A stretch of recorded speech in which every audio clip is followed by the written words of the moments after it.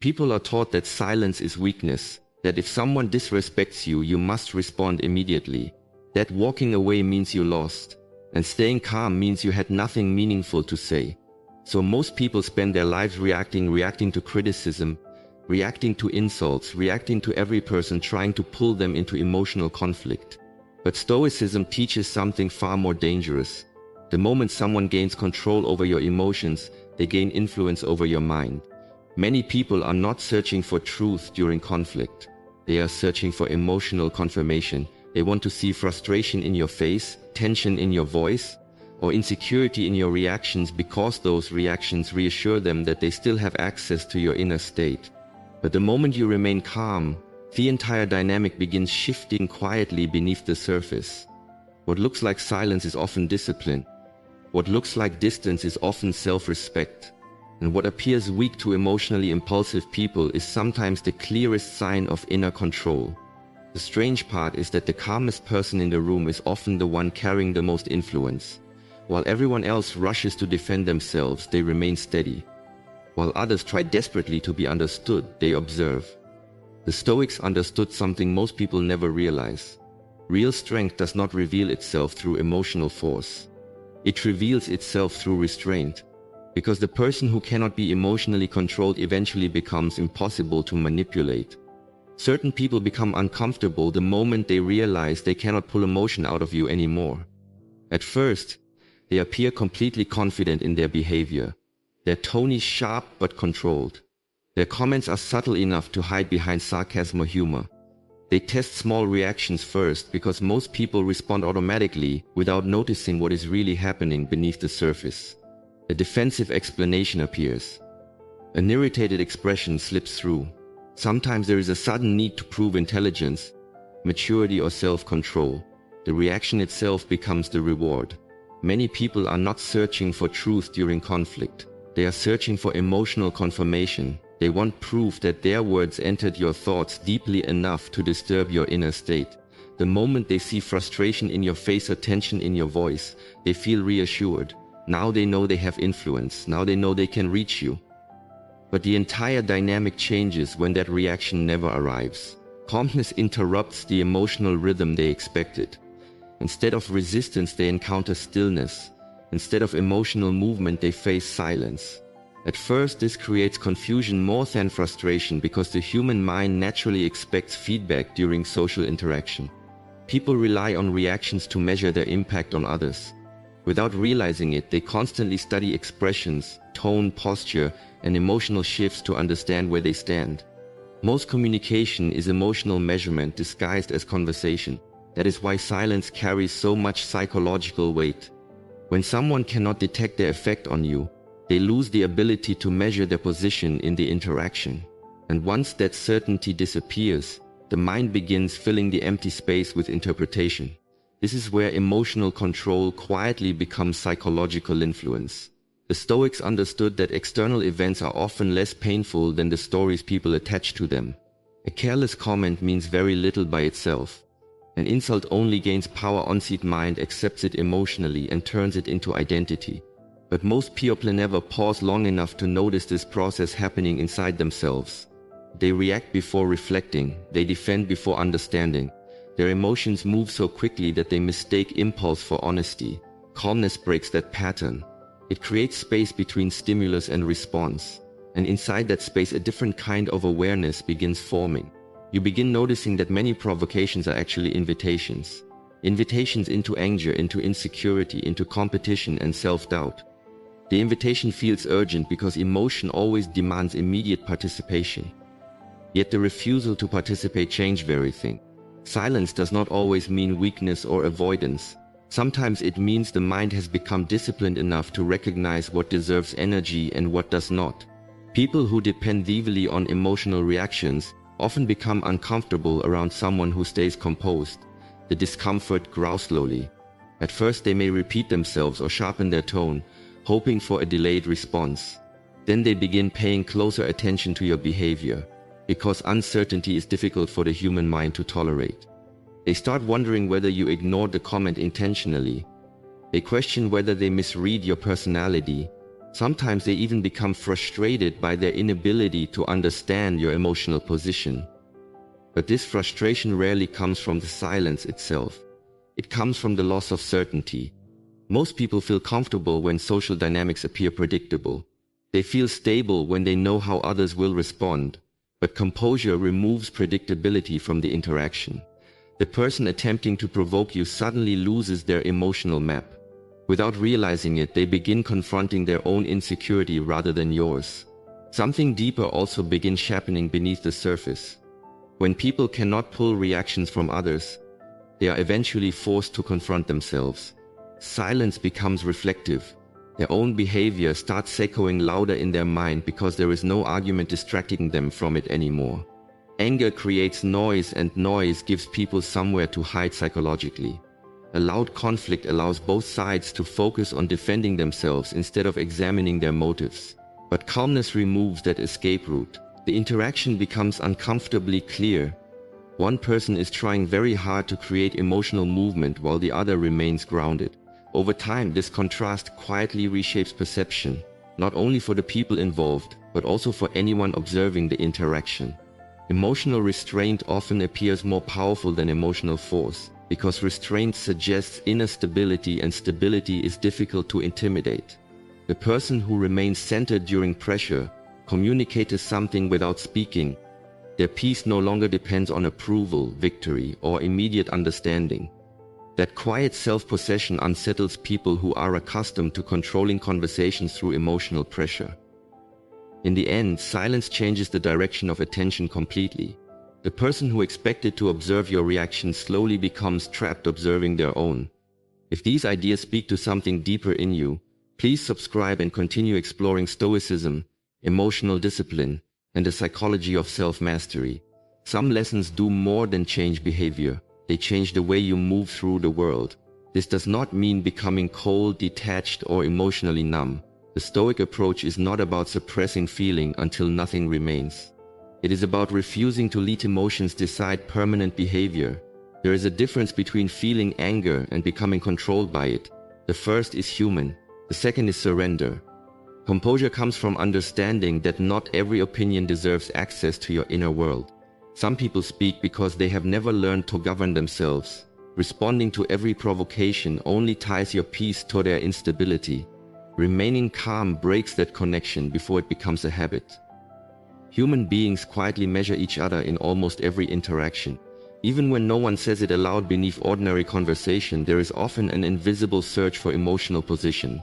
People observe tone, reactions, patience, eye contact, timing, and restraint because the mind naturally wants to understand who seems stable and who appears emotionally vulnerable. Most of this happens automatically. Someone interrupts another person during a discussion and immediately watches the response. A criticism is delivered casually, almost hidden inside a joke, and attention instantly shifts toward the reaction that follows. The reaction becomes more important than the original words. This is why emotionally impulsive people often reveal far more about themselves than they intend. They believe they are protecting their image, defending their pride, or reclaiming respect. But the speed of their reaction quietly communicates something else. It suggests that their emotional state can be influenced from the outside. The faster the reaction appears, the more visible that influence becomes. This explains why many people begin over-explaining themselves. The moment they feel criticized, their voice changes, their pace becomes quicker. They repeat details that were never even questioned because internally they are trying to repair the way they believe they are being perceived. In that moment, the mind becomes more focused on controlling the opinions of others than maintaining internal balance. The Stoics warned against this kind of dependence because it places emotional stability into the hands of unpredictable people. Once someone else gains the ability to disturb your peace with a comment, a tone, or a simple expression of disapproval, your center no longer belongs fully to you. Most individuals do not notice how often this happens during daily life. A single dismissive remark can shape an entire day. Only a moment of criticism can replay inside the mind for hours because the desire for approval remains stronger than the desire for calmness. This is why emotional discipline feels so unusual when you encounter it in another person. It interrupts the pattern most people are accustomed to seeing. There is something deeply unsettling about a person who does not rush to defend themselves. Not because they appear colder, emotionally distant, but because their calmness removes the usual emotional signals people rely on to understand social dynamics.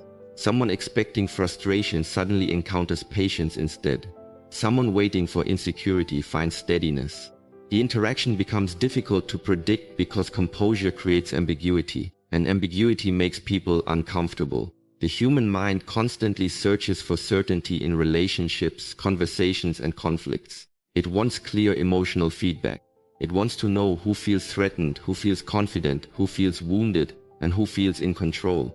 But calmness disrupts those measurements.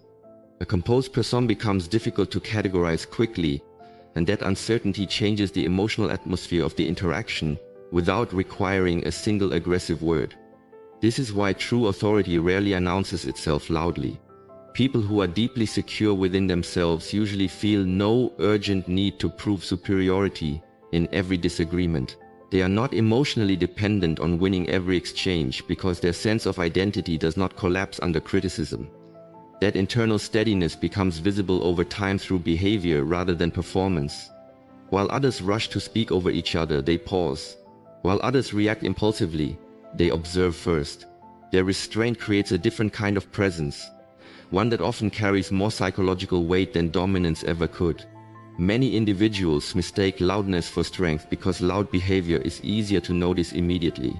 Yet, emotional stability leaves a stronger long-term impression because it suggests self-control, and self-control influences people quietly. The person who remains grounded under pressure often changes the emotional direction of the entire room without appearing to try. What makes this dynamic even more interesting is that observers naturally begin adjusting their perception based on who appears emotionally balanced. In tense situations, people rarely remember every exact word that was spoken. They remember energy. They remember who appeared calm and who appeared overwhelmed by emotion. A person demanding attention, validation, or emotional reactions often begins looking unstable over time, especially when standing beside someone who remains composed. The contrast becomes impossible to ignore. One individual seems pulled around by emotion while the other appears anchored internally. As Marcus Aurelius once said, "You have power over your mind, not outside events. Realize this and you will find strength." This subtle difference reshapes the invisible hierarchy inside that interaction. Suddenly, the person speaking the most no longer appears strongest. The person speaking the least begins carrying more presence, simply because they seem emotionally unaffected by the need to control perception. Real composure works quietly like that. It does not force people to respect it. It allows them to notice the difference on their own. The Stoic approach does not teach emotional suppression for the sake of appearance. It teaches awareness. There is an important difference. Suppression hides emotion while awareness understands it without becoming consumed by it. A calm person still feels irritation, disappointment, or tension, but those feelings are observed before they become behavior. That pause changes everything. It prevents temporary emotions from turning into permanent consequences. Over time, people begin sensing this discipline even when nothing is spoken directly. They notice that certain individuals cannot easily be manipulated through pressure, guilt, mockery, or approval. And once someone realizes they cannot control your reactions, they often become more careful around you. Not because they fear aggression, but because emotional independence is difficult to influence. In a world where many people react automatically to every emotional trigger, calm restraint quietly becomes rare, memorable, and deeply powerful. That quiet stability often speaks louder than arguments, explanations, emotional performances, or conflict. Most people grow up believing that strength means responding immediately to every challenge that appears in front of them.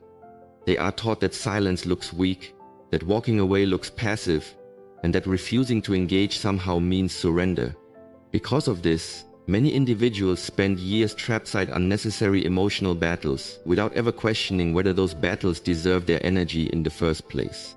They react automatically to criticism, sarcasm, disrespect, and provocation because they believe every emotional challenge demands participation. But not every conflict is meaningful. Some situations survive entirely through reaction. The argument continues because someone keeps feeding it emotional energy. The tension grows because people become more focused on winning than understanding, and the moment emotion takes control, clarity usually disappears first. This is why the Stoics placed such importance on inner discipline. They understood that a person who cannot govern their reactions will eventually become controlled by external circumstances, external opinions, and external people. There are individuals who rely heavily on emotional responses from others because reactions give them stimulation. Attention becomes a form of psychological reward. Some provoke through criticism, others use sarcasm, passive aggression, mockery, or subtle disrespect. The methods are different, but the goal beneath them is often the same. They want emotional movement. They want to feel capable of disturbing someone else's peace because that influence gives them a temporary sense of control. Most people unknowingly cooperate with this dynamic. A comment triggers frustration. Frustration becomes reaction, and the reaction creates momentum for the interaction to continue. What could have ended in silence suddenly grows into conflict simply because emotion provided it with energy. This pattern becomes so normal in modern life that many individuals mistake emotional impulsiveness for authenticity. They believe reacting immediately proves honesty, when in reality it often proves a lack of self-control.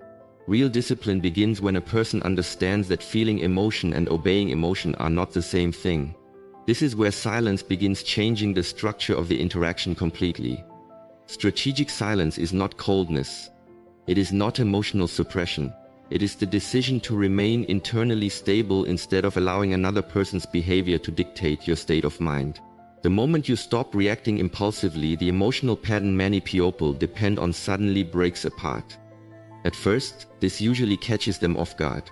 They expected resistance, they expected explanation, they expected visible irritation. Instead, they encounter composure. The absence of emotional movement creates an invisible barrier that emotionally reactive individuals struggle to understand. Without the usual signals they rely on, they begin pushing harder in an attempt to restore the emotional rhythm they expected. Their tone sharpens slightly. Their words become more direct. Sometimes they repeat themselves because silence makes them uncomfortable. They believe another attempt will finally create the reaction they are searching for. But the stillness remains unchanged, and that stillness quietly shifts the entire emotional weight of the interaction back onto them. Human beings are deeply uncomfortable sitting alone with unresolved emotional energy. Most people release tension outward immediately through speech, argument, blame, or emotional expression. But silence interrupts that release. Suddenly, the emotional pressure they try to place onto someone else remains inside themselves instead. The stillness acts almost like a mirror, forcing them to confront their own agitation without distraction. This is why emotionally impulsive individuals often escalate when they are ignored. The escalation is rarely about the original issue anymore. It becomes frustration toward the fact that they cannot gain emotional access to the other person. The more they push, the more visible their frustration becomes. Without realizing it, they begin exposing their dependence on attention and reaction. Meanwhile, the calm individual appears increasingly grounded simply because they refuse to abandon their center. No argument was needed. No dominance was displayed. The contrast between emotional control and emotional impulsiveness became visible on its own. There is also a deeper psychological shift happening beneath the surface during these moments. When someone realizes they cannot easily influence your emotions, their certainty around you begins weakening. Predictability disappears. Most people feel comfortable when they know exactly how others will react, because predictability creates a sense of control. But calm restraint removes that control. The person attempting to provoke no longer understands where they stand emotionally with you. That uncertainty quietly changes their behavior. Some individuals become louder because they mistake intensity for influence. Others become awkwardly defensive because they start sensing their own behavior more clearly. As Epictetus said, "No man is free who is not master of himself." Over time, the interaction begins revealing who truly depends on emotional validation and who does not. This is why silence often carries more psychological strength than confrontation. Confrontation still feeds the emotional structure of the conflict. Silence quietly starves it. The Stoics believe that peace is not found by controlling the world around you, but by controlling your relationship with it. That idea becomes extremely important in moments of tension. because most suffering during conflict comes not from the words themselves, but from the need to react to them immediately. A disciplined mind understands that not every opinion deserves emotional investment. Not every insult deserves defense, and not every person deserves access to your inner state. Remaining calm does not mean you are unaware of disrespect. It means you refuse to let temporary emotion pull you away from yourself. Over time, this restraint creates something powerful.